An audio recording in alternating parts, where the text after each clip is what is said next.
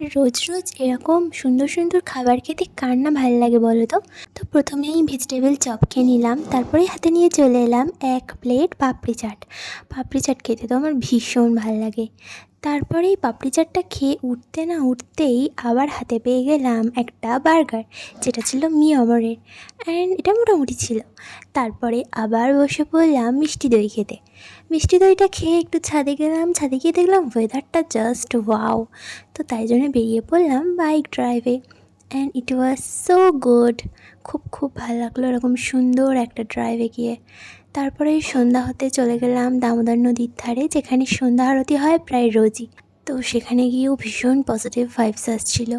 And আজকের দিনটা কিন্তু খুব সুন্দর কাটলো। ভিডিওটা ভালো লাগলে লাইক করে দিও।